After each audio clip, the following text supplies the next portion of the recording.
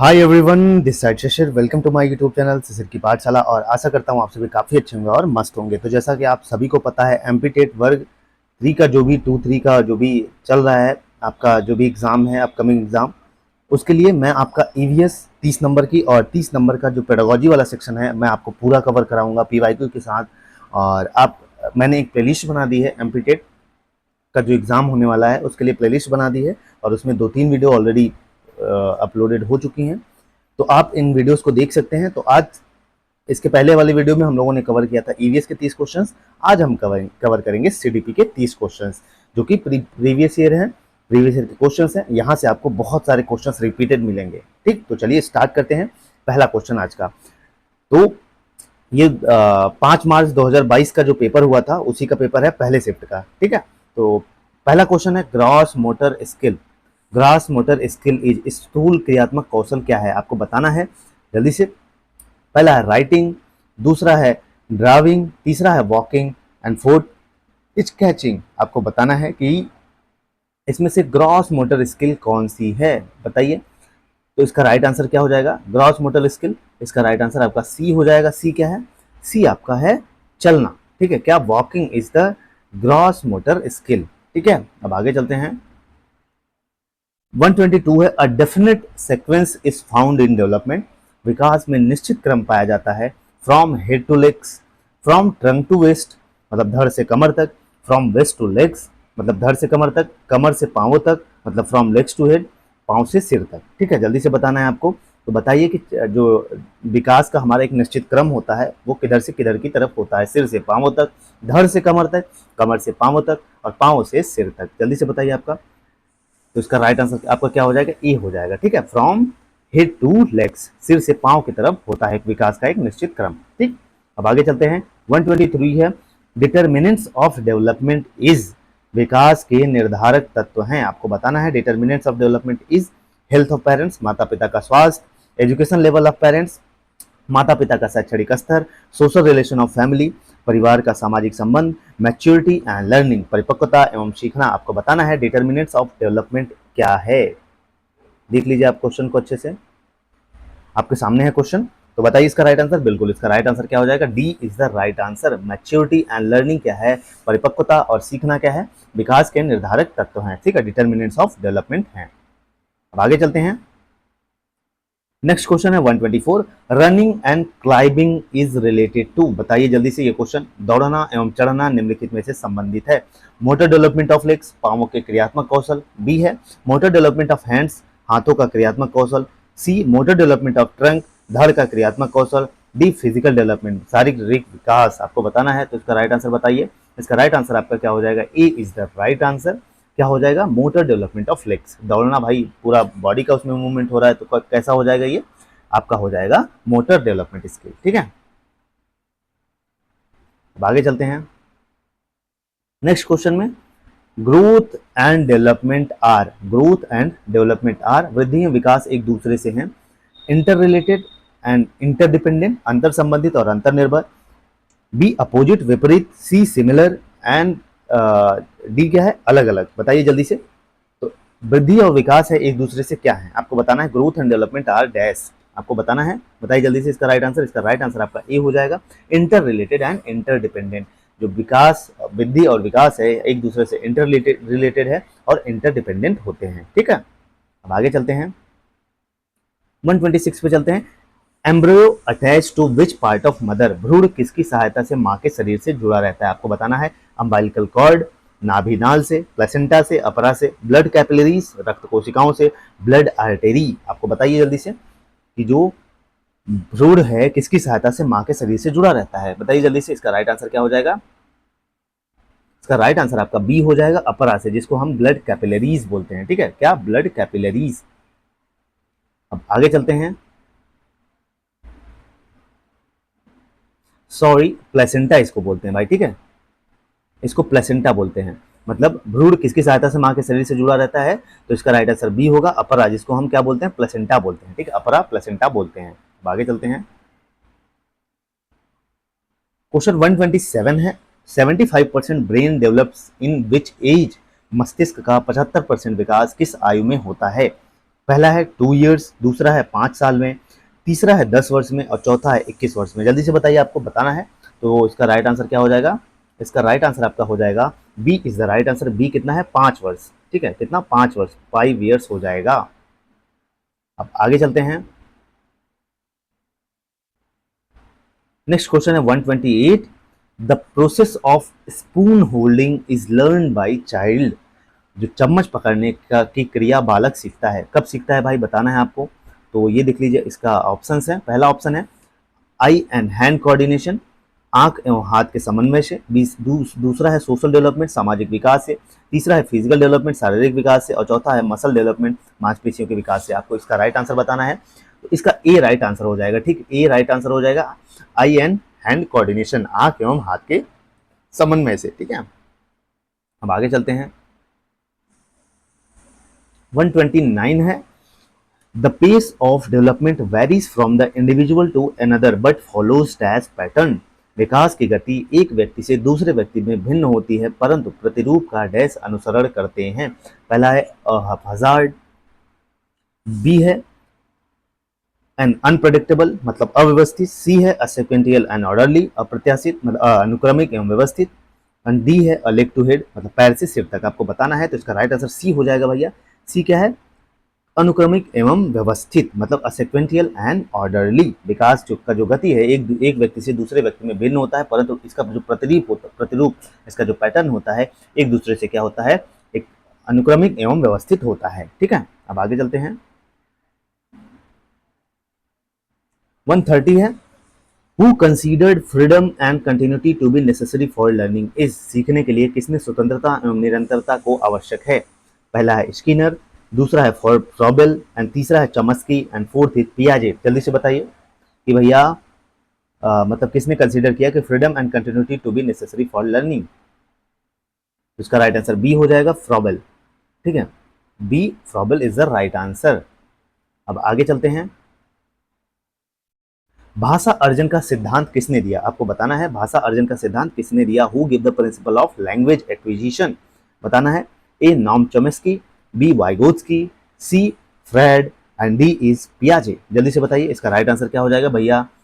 इसका right answer आपका A हो जाएगा। ठीक है, किसने दिया था? नॉम चॉम्स्की ने दिया था सीखने की भाषा। Next 132 babbling started in dash age. आपको बताना है बबलाना किस आयु में प्रारंभ होता है। पहला है 2 months, दूसरा है 4 month, थर्ड है 8 months and fourth is 12 months। आपको बताना है कि बबलाना बच्चा की कौन सी आयु में प्रारंभ होता है। तो इसका राइट आंसर ए हो जाएगा, 2 महीने। ठीक है, कितना? 2 महीने में बच्चा बबलाने लगता है, बैबलिंग साउंड जिसको बोलते हैं। अब आगे चलते हैं। 133 है फर्स्ट प्रोनाउंस इन बैबलिंग प्रोसेस। बबलाने की प्रक्रिया में प्रथम होता है। आपको बताना है वॉवेल स्वर होता है, बी है कॉन्सोनेंट्स व्यंजन होता है, सी है वर्ड्स शब्द होते हैं, डी है सेंटेंस जिसको हम वाक्य बोलते हैं। तो जल्दी से बताइए इसका राइट आंसर क्या होगा? इसका राइट आंसर आपका ए हो जाएगा, वॉवेल्स होता है। ठीक है, जब बच्चा बबलाता है स्टार्ट करता है तो सबसे पहले वॉवेल्स को बबलाता है। अब आगे चलते हैं। 134 है how does the economic status affect the learning of students. एक विद्यार्थी अधिगम पर उसकी आर्थिक स्थिति का किस प्रकार प्रभाव पड़ता है। पहला है रिच स्टूडेंट लर्न्स मोर मतलब अमीर विद्यार्थी अधिक अधिगम करता है, बी है पुअर स्टूडेंट लर्न्स लेस मतलब जो गरीब अभ्यर्थी है वो कम अधिगम करता है, सी है not affected of any type किसी प्रकार का प्रभाव नहीं पड़ता, और डी है पुअर स्टूडेंट लर्न्स मोर गरीब विद्यार्थी अधिक अधिगम करता है। तो इसका राइट आंसर क्या हो जाएगा? C is the right answer मतलब not affect of any type. भैया आप गरीब हैं अमीर है ये मैटर नहीं करता आपका। ठीक है,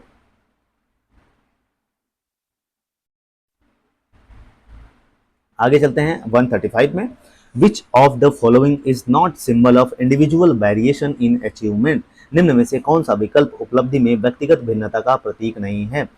बताइए। वेरिएशन इन प्रायर एक्सपीरियंस पूर्व अनुभवों की विभिन्नता, बी है जेंडर वेरिएशन लिंग में विभिन्नता, सी है वेरिएशन इन इंटरेस्ट रुचियों में विभिन्नता, एंड डी है पूर्व निर्देशन में विभिन्नता। जल्दी से बताइए इसका राइट आंसर क्या हो जाएगा? इसका राइट आंसर बी हो जाएगा, बी लिंग में विभिन्नता। ठीक है, वेरिएशन इन इंटरेस्ट। आगे चलते हैं। 136 है which is the most appropriate mistakes that occurred by the students during learning process। सीखने की प्रक्रिया में विद्यार्थी द्वारा की गई त्रुटियों के संबंध में कौन सा कथन सर्वोत्तम है? बताइए। Student should never do mistake, विद्यार्थी को कभी त्रुटियां नहीं करनी चाहिए। बी है mistakes are part of learning process, त्रुटियां अधिगम प्रक्रिया का भाग हैं। सी है विद्यार्थी की लापरवाही के कारण त्रुटियां होती हैं, sometime students can make mistakes. And D है कभी कभी विद्यार्थी त्रुटियां कर सकता है। बताइए जल्दी से। तो भैया मतलब सीखने की प्रक्रिया में विद्यार्थी द्वारा की गई त्रुटियों के संबंध में कौन सा कथन सही है, ये आपको बताना है। तो इसका राइट आंसर बी हो जाएगा, त्रुटियां अधिगम प्रक्रिया का भाग हैं, mistakes are part of the learning process. ठीक है, अब आगे चलते हैं। 137 most subjective method for measuring personality of a child is, एक बालक के व्यक्तित्व के मापन में की सर्वाधिक व्यक्तिपरक विधि है। आपको बताना है कि अगर किसी व्यक्ति के बच्चे का जो व्यक्तित्व है वो मापना है तो उसमें सिर्फ सर्वश्रेष्ठ विधि कौन सी है। पहला है प्रोजेक्टिव मेथड, दूसरा है इंटरव्यू मेथड, तीसरा है क्वेश्चनायर मेथड और चौथा है प्रभाव प्रश्नावली विधि, जिसको सोशियोमेट्री मेथड जिसको हम कहते हैं समाजमिति मेथड विधि। ठीक है, बताइए। तो इसका राइट आंसर सी हो जाएगा, क्वेश्चनायर मेथड। भैया प्रश्नावली विधि बच्चे के व्यक्तित्व मापन की सबसे बेस्ट विधि मानी जाती है। ठीक, आगे चलते हैं। 138 विच of the following is projective technique of personality measurement, which of the following is projective technique of personality measurement, निम्न में से व्यक्तित्व मापन का प्रक्षेपी विधि है। रेटिंग स्केल निर्धारण मापनी, बी है ऑब्जर्वेशन अवलोकन, सी है इंटरव्यू साक्षात्कार एंड डी है थीमेटिक अप्रिसिएशन टेस्ट जिसको हम प्रासंगिक अंतर्बोध परीक्षण बोलते हैं। तो बताइए जल्दी से। तो इसका राइट आंसर क्या हो जाएगा, D is the right answer, जिसको हम थीमेटिक अप्रिसिएशन अप्रिसेप्शन टेस्ट जिसको हम बोलते हैं प्रासंगिक अंतर्बोध परीक्षण, इसका राइट आंसर डी हो जाएगा। ठीक है, नेक्स्ट क्वेश्चन है हमारा 139 which of the following is not a factor that belongs to the environment और सराउंडिंग्स, निम्नलिखित में से कौन सा कारक पर्यावरण या परिवेश से संबंधित नहीं है, बताना है आपको। पहला है पीयर ग्रुप जिसको साथियों के समूह बोलते हैं, कम्युनिटी बोलते हैं। बी है समुदाय जिसको हम फैमिली बोलते हैं, मतलब समुदाय को कम्युनिटी बोलते हैं। सी है फैमिली जिसको हम परिवार बोलते हैं। डी है इमोशन जिसको हम भावनाएं बोलते हैं। बताइए कि कौन सा कारक है जो पर्यावरण परिवेश से संबंधित नहीं है। तो इसका राइट आंसर आपका डी हो जाएगा। भैया जो हमारे इमोशंस हैं ये पर्यावरण से संबंधित नहीं होते। ठीक है, बाकी कम्युनिटी फैमिली और पीयर ग्रुप जो है जो पर्यावरण में आ जाता है। नेक्स्ट है 140 it is important to understand the mechanism of children learning to, बच्चों के सीखने के तंत्र को समझना महत्वपूर्ण है जिससे कि टीच देम न्यू कॉन्सेप्ट्स, उन्हें नई संकल्पनाएं सिखाएं। मेक देम ओबीडियंट, बी उन्हें आज्ञाकारी बनाएं। सी हेल्प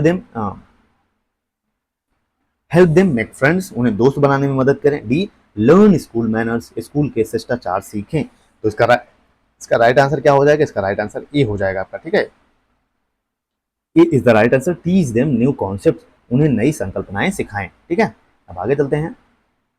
141 है हमारा question, it is through that human competence and ability to functions in their environment get enhanced, यह डैश के माध्यम से है कि मनुष्य की क्षमता और उनके वातावरण में कार्य करने की क्षमता में वृद्धि होती है। पहला है सिटिंग बैठने से, दूसरा है स्लीपिंग सोने से, तीसरा है लर्निंग सीख रहा हूँ और डी है वॉकिंग चलने से। बिल्कुल भाई, अगर आप सीखेंगे तो आपकी लाइफ आगे बढ़ रही है, आपकी कैपेसिटी में आपकी कैपेबिलिटी में इंक्रीज हो रहा है। ठीक है, इसका राइट आंसर सी हो जाएगा। नेक्स्ट है 142 it is important for the teachers to explore how children think learn choose the correct code, शिक्षकों के लिए यह जानना महत्वपूर्ण है कि बच्चे कैसे सोचते हैं सीखते हैं, सही कोड चुने। तो बताइए only one, only two, only one and two कौन सही है, या तो ना तो एक ना तो दो। तो बिल्कुल इसका राइट आंसर सी हो जाएगा भाई, मतलब एक और दो दोनों सही हैं। ठीक है, एक और दो दोनों सही हैं, मतलब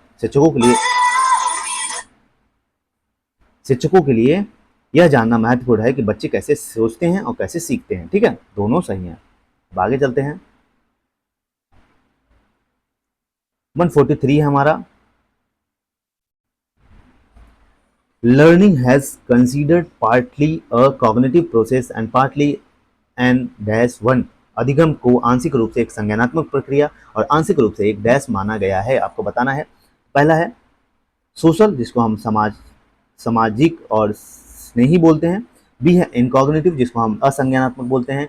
सी है पैसिव जिसको हम निष्क्रिय बोलते हैं एंड डी इज विसंगति जिसको हम इलॉजिकल बोलते हैं। तो इसका राइट आंसर ए हो जाएगा, इसको हम सोशल बोलते हैं भाई, सामाजिक। ठीक है, कैसा माना गया है, इसको हम सामाजिक मानते हैं। ठीक, सामाजिक और स्नेही मानते हैं। आगे चलते हैं। 144 है हमारा, learning qualifies as a cognitive process because it involves the following. सीखना एक संज्ञानात्मक प्रक्रिया के रूप में योग्य है क्योंकि इसमें निम्नलिखित शामिल हैं। पहला है रीजनिंग ओनली, केवल विचार, परसेप्शंस ओनली, केवल धारणा, एनालिसिस ओनली, केवल विश्लेषण, रीजनिंग, परसेप्शन एंड एनालिसिस, विचार, धारणा और विश्लेषण। जल्दी से बताइए, उसका राइट आंसर आपका क्या हो जाएगा, डी हो जाएगा, रीजनिंग, परसेप्शन एंड एनालिसिस। ठीक है, reasoning, perception and analysis, reasoning, perception and analysis, विचार, धारणा और विश्लेषण। आगे चलते हैं 145 पे। विच of the following statement is not correct. आपको बताना है निम्नलिखित में से कौन सा कथन सही नहीं है। Teaching and learning have different meaning. अध्यापन और अधिगम के अलग अर्थ होते हैं। B, teaching and learning are related to each other. अध्यापन और अधिगम एक दूसरे से संबंधित है। सी, अध्यापन और अधिगम का कोई अलग अर्थ नहीं है। D, teaching learning process is different from both teaching and learning. अधिगम, अध्यापन की प्रक्रिया अध्यापन और अधिगम दोनों से भिन्न होती है। तो इसका राइट आंसर क्या हो जाएगा, C is the right answer कि भैया teaching learning has no separate meaning. अध्यापन और अधिगम का कोई अलग अर्थ नहीं होता है। ठीक, आगे चलते हैं 146। Teaching is not associated with dash. अध्यापन टीचिंग का संबंध से नहीं है, आपको बताना है। तो पहला है रीडिंग, दूसरा है राइटिंग, तीसरा है अरिथमेटिक एंड डी इज अंकगणित, आपको बताना है। और डी है रेस्पॉन्सिबिलिटीज। जल्दी से बताइए, इसका राइट आंसर जिम्मेदारियां भैया। मतलब जो टीचिंग का संबंध किससे नहीं है, तो रेस्पॉन्सिबिलिटीज से नहीं है। ठीक है, इसमें राइटिंग से है, लिखने से है, अर्थमेटिक से है, जिम्मेदारियों से नहीं है। 147 है, right and responsibilities are included in education and teaching. तो इसमें से अधिकार जो दायित्व हैं इसमें शामिल हैं, आपको बताना है। तो अध्यापन या शिक्षा, मतलब टीचिंग, एजुकेशन या टीचिंग दोनों। तो बताइए जल्दी से। तो इसका राइट आंसर आपका ए हो जाएगा, केवल ए। ठीक है, राइट्स एंड रेस्पॉन्सिबिलिटी किसमें इंक्लूड है, तो इसका राइट आंसर एजुकेशन, शिक्षा में शामिल होते हैं। ठीक है, आगे चलते हैं 148 है, learning and thinking dash are process. पहला है रिलेटिव, दूसरा contextual, choose the correct course. अधिगम और सूचना डैश प्रक्रियाएं हैं। पहला है अपेक्षिक जिसको हम रिलेटिव बोलते हैं, दूसरा है प्रासंगिक जिसको हम कॉन्टेक्चुअल बोलते हैं। बताइए इसमें से कौन सा सही है। तो 148 का जो राइट आंसर आपका हो जाएगा, 148 का राइट आंसर आपका हो जाएगा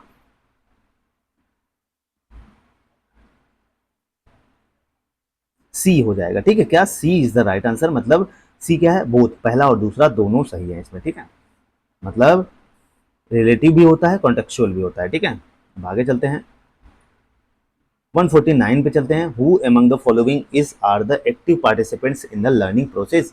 पहला है टीचर, दूसरा है लर्नर। निम्नलिखित में से कौन सीखने की प्रक्रिया में सक्रिय भागीदारी है, एक शिक्षक, एक शिक्षार्थी। सही कोड चुने। तो बताइए भैया कौन एक्टिव रहता है लर्निंग के समय, तो इसका राइट आंसर बिल्कुल सी हो जाएगा भाई। सी का मतलब ये है कि पहला और दूसरा दोनों, शिक्षक भी और विद्यार्थी दोनों एक्टिव रहेंगे, तभी एक सक्रिय भागीदारी होगी। नेक्स्ट है D 150, effective teaching is cooperative, दूसरा है सजेस्टिव। प्रभावी शिक्षण क्या होता है, एक सहयोगी होना चाहिए या विचारोत्तेजक होना चाहिए। बताइए जल्दी से, पहला सही है या पहला दूसरा दोनों सही है या इसमें से कोई नहीं सही है। बताइए जल्दी से, इसका राइट आंसर क्या हो जाएगा, C is the right answer. सी क्या है भैया, एक और दो। सी क्या है, एक और दो दोनों सही है। ठीक है, कोऑपरेटिव होना चाहिए और सजेस्टिव होना चाहिए। तो चलिए इस हिसाब से हम लोगों ने कर लिया पूरा पेपर, जो कि 5 मार्च 2022 का पहला शिफ्ट था। ठीक है, अब अगले वीडियो में हम शिफ्ट 2 के सारे क्वेश्चंस करेंगे, ईवीएस के और सीडीपी के। आप किसी भी एग्जाम्स के प्रिपरेशन कर रहे हैं, चाहे आप एचटेट हो, चाहे आपका जेबीटी हो कहीं का, मतलब अगर, या आप कोई भी सीटेट दे रहे हैं, या आप हिमाचल प्रदेश का एचपीटेट दे रहे हैं, तो आपके लिए बहुत इंपॉर्टेंट है। ठीक है, यहाँ से 60 नंबर मैं आपको दिलवा दूंगा। बाकी ऑल द बेस्ट, पढ़ते रहिए। वीडियो कैसा लगा, लाइक शेयर सब्सक्राइब कर दीजिएगा। जय हिंद, जय भारत।